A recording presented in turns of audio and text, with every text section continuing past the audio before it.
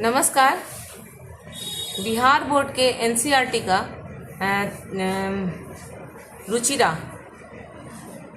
Ruchira Sanskrit book है और उसका तृतीय पाठ स्वावलंबन, इसे मैं पहले पढ़ा चुकी हूँ और इसका प्रश्न उत्तर मैं अब आप लोग को बताने जा रही हूँ। तो हम लोग आगे बढ़ते हैं और प्रश्न उत्तर की तरफ चलते हैं। तो यहाँ पहले उच्चारणम कुरुतः, तो हम लोग पहले उच्चारण कर लेते हैं।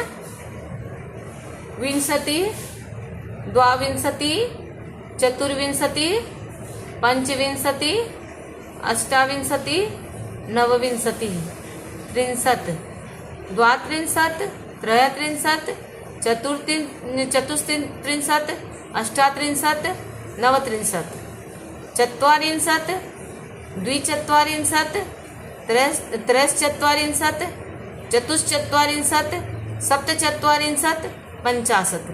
अब हम लोग आगे बढ़ते हैं प्रश्न 2 की तरफ। अधोलिखिता नाम प्रश्ना नाम उत्तराणि लिखत, नीचे लिखे हुए प्रश्नों के उत्तर लिखें। दूसरा का कस्य भवने सर्वविधानि सुख साधनानि आसन। स्वावलंबन पाठ पढ़ रहे हैं हम लोग, इसका प्रश्न उत्तर कर रहे हैं। तो इसका अर्थ हुआ किसके भवन में सभी सुख सुविधाएं और सुख के साधन थे। तो यहाँ आंसर है श्रीकंठस्य भवने सर्वविधानि सुख साधनानि आसन। अब ख में पहुंचते हैं हम लोग। कस्य गृहे कोपी भृत्य नास्ति, तो यहाँ आंसर होगा कृष्णमूर्ति गृहे कोपी भृत्य नास्ति। ग श्रीकंठस्य आतिथ्यम के अकुर्वन्, कृष्णमूर्ति तस्य माता पिता च स्वशक्त्या श्रीकंठस्य आतिथ्यम अकुर्वन्। घ सर्वदा कुत्र सुखम, आंसर है स्वावलंबने तु सर्वदा सुखम। अंग श्रीकंठ कृष्णमूर्ते गृहम कदा अगच्छत, श्रीकंठ कृष्णमूर्ति के घर कब गए। श्रीकंठ कृष्णमूर्ति गृहे नववादने अगच्छन्, श्रीकंठ कृष्णमूर्ति के घर 9 बजे गए, 9 बजे आए। अच्छा, कृष्णमूर्ते कति कर्म करा संति, आंसर है कृष्णमूर्ते 8 कर्म करा संति। अब हम लोग तीसरे प्रश्न की ओर बढ़ते हैं और यहाँ देखिए कुछ चित्र बनाए हुए हैं और उसको गिन कर यहाँ लिखना है संस्कृत में, ठीक है। कहता है चित्राणि गणयित्वा तद्ध संख्यावाचक शब्दम लिखत, तब चित्र में जितने हैं उतना गिनकर यहाँ नीचे लिखना है। तो यहाँ पर गिनते हैं हम लोग 1 2 3 4 5 6 7 8 9 10 11 12 13 14 15 16 17 18, तो 18 है। तो इसका संस्कृत हो गया अष्टादश। अब हम लोग यहाँ आते हैं, कितने आम है। 1 2 3 4 5 6 7 8 9 10 11 12 13 14 15 16 17 18 19 20 21, 21 आम है। तो यहाँ संस्कृत हो गया एक विंशति। अब यहाँ बॉल कितने हैं देखते हैं, गेंद कितने हैं। 1 2 3 4 5 6 7 8 9 10 11 12 13 14 15, तो यहाँ संस्कृत हो गया पंचदश। अब मोमबत्ती कितने हैं गिनते हैं। 1 2 3 4 5 6 7 8 9 10 11 12 13 14 15 16 17 18 19 20 21 22 23 24 25 26 27 28 29 30 31 32 33 34 35 36, 36 है। तो यहाँ हो गया 60 63। अब यहाँ कैंची कितने हैं। 1 2 3 4 5 6 7 8 9 10 11 12 13 14 15 16 17 18 19 20 21 22 23 24, 24 कैंची है। तो यह संस्कृत हो गया चतुर्विंशति। अब पत्ते कितने हैं गिन लेते हैं। 1 2 3 4 5 6 7 8 9 10 11 12 13 14 15 16 17 18 19 20 21 22 23 24 25 26 27 28 29 30 31 32 33, तो यहाँ इसका संस्कृत हो गया त्रयत्रिंशत्। अब हम लोग चौथे प्रश्न की ओर आते हैं। यहाँ लिखता है मंजूषाता अंका नाम कृत्य पदानि चिनुत। ये मंजूषा है, मंजूषा में अंक लिखे हुए हैं और इसमें से चुनकर पद लिखना है। तो यहाँ पर अंक के आगे उस पद लिखना है इसमें से चुन के।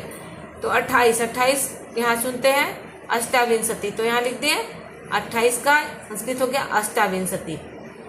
यहाँ 30, तो यहाँ चुनते हैं हम कहाँ पर है 63, तो यहाँ 63 हो गया। 27 का संस्कृत क्या होगा देखते हैं हम लोग, सप्तविंशति, तो यहाँ लिख दिए सप्तविंशति। 31 का संस्कृत क्या होगा 163, तो यहाँ 163 लिख दिए। उसी तरह से 24 का संस्कृत हो गया चतुर्विंशति, 50 का संस्कृत हो गया 65 और 40 का चत्वारिंशत्। आगे बढ़ते हैं। चित्रम दृष्ट्वा मंजूषातः पदानि च प्रयुज्य वाक्यानि रचयत। यहाँ मंजूषा बना हुआ है और इससे चित्र में देखकर और मंजूषा से मिलाकर यहाँ पर वाक्य की रचना करना है। तो हम लोग बढ़ते हैं। देखिए पहले हम लोग एक वचन के का ही चुनेंगे। तो यहाँ एस कृष्क क्षेत्रम कर्षति, देखिए यहाँ पर है एस कृष्क क्षेत्रम कर्षति, तो हम यहाँ लिख दिए हैं एक वचन वाला। फिर द्विवचन में चलेंगे हम लोग।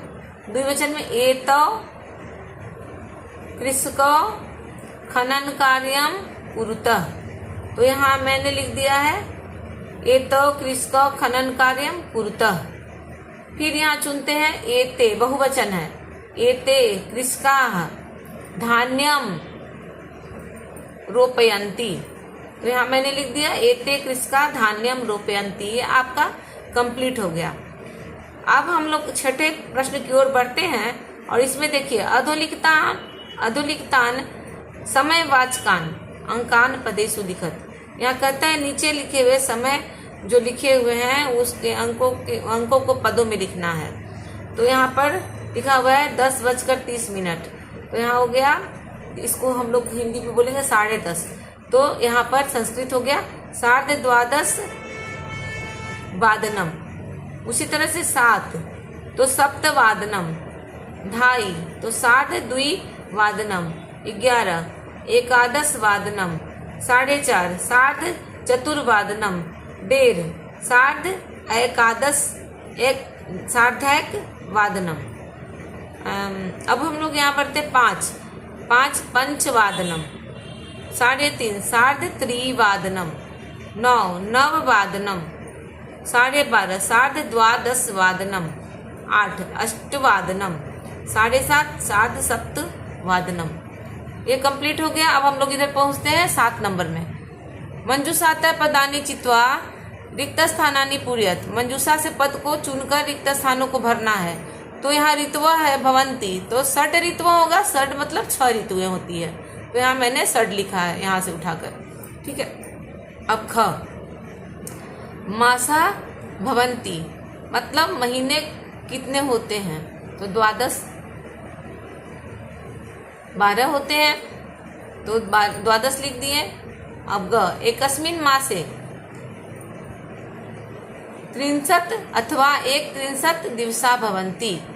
63 और 1 यहाँ से उठाए हैं, यहाँ लिखे हैं। फरवरी मासे सामान्यतः 28 दिनानि भवंती। फरवरी महीने में 28 का ही दिन होता है, 28 या 29 का दिन होता है, ठीक है। अभंग मम शरीरे 2 हस्तौ अस्तः। यहाँ 2 था, यहाँ उठा के रखिए। मेरे शरीर में 2 हाथ हैं। अब हम लोग ध्यातव्य मतलब ध्यान देने योग्य बात है कि भारतीय वर्ष के अनुसार मासा नाम ऋतु नाम च नामानी, मतलब भारतीय वर्ष के अनुसार महीने और ऋतुओं का नाम यहाँ लिखा गया है। तो जैसे हम लोग जानते हैं कि 6 ऋतुएं होती है, बसंत, ग्रीष्म, वर्षा, शरद, हेमंत और शिशिर। और इसमें महीने कैसे कैसे होते देखिए, 2 महीने बनते हैं। बसंत में कौन कौन महीने आते हैं, चैत्र और बैसाख। ग्रीष्म में कौन कौन महीने आते हैं, ज्येष्ठ और आषाढ़। वर्षा में श्रावण और भाद्र। अब शरद में आश्विन और कार्तिक। हेमंत में मार्गशीर्ष और पौष, और शिशिर में माघ और फाल्गुन। तो इस तरह से हमारा ये जो चैप्टर था स्वावलंबन का, मैं प्रश्न उत्तर आप लोगों को बता चुकी हूँ। और आप लोग इसे अपने नोट कॉपी पर वो उतार लीजिएगा और अच्छे से आप लोग याद कीजिएगा, क्योंकि आप लोग ध्यान से पढ़ेंगे तभी कुछ जीवन में कर पाएंगे। नहीं तो फिर अगर सिर्फ उतार लेना ही नहीं है, उसे याद भी करना है। और जितना मैं समझा के आप लोग को पढ़ाती हूँ, मैं समझती हूँ कि आप लोग को समझ में आता होगा और आप लोग अच्छे से समझ के याद करते भी होंगे। तो इसी के साथ मैं इस चैप्टर समाप्त करती हूँ। धन्यवाद।